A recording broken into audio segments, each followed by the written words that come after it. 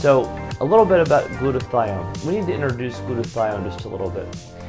Glutathione is the most common name for this compound or this molecule, but it actually has a couple of different abbreviations or names that I want you to become familiar with, so that if you're researching this, you can find it and recognize it when you see it. So first of all, glutathione you'll often see abbreviated as GSH. That doesn't really sound like it should. GSH doesn't really sound like it would go along with glutathione, but I'll explain why in just a second. So the full name of glutathione, I wrote it down so I could make sure I got this right without having to look back and forth. It's gamma L glutamyl L cystenyl glycine. That's a mouthful. It's not really important to know what all that means chemically or anything else, but just know that there's basically three names in there, and those are each of the three peptides in the tripeptide of glutathione.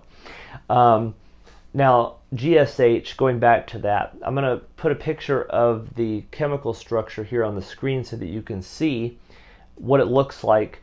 And you'll notice at the very top of that molecule is a structure coming off of it that's abbreviated SH.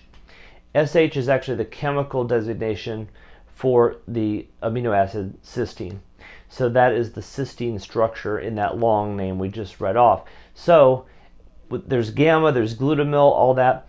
Basically, they just decided to abbreviate that G and then SH.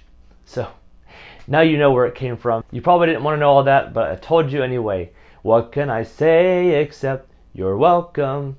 Anyway, so now that we've gotten that out of the way though, just going back to the original point, glutathione is a natural antioxidant. So as we've discussed in previous episodes about antioxidants, the antioxidants basically search out and destroy reactive oxygen species through redox reactions, basically taking hydrogens and being able to put those hydrogens onto these free radicals to neutralize that oxidative stress. So what's really interesting is the research has shown that GSH or glutathione is reduced in those with Parkinson's disease.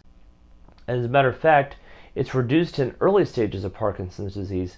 So, it may in the future maybe even be considered a biomarker for looking deeper into seeing if the person has Parkinson's disease. I don't know. I'm not sure if that's ever going to happen.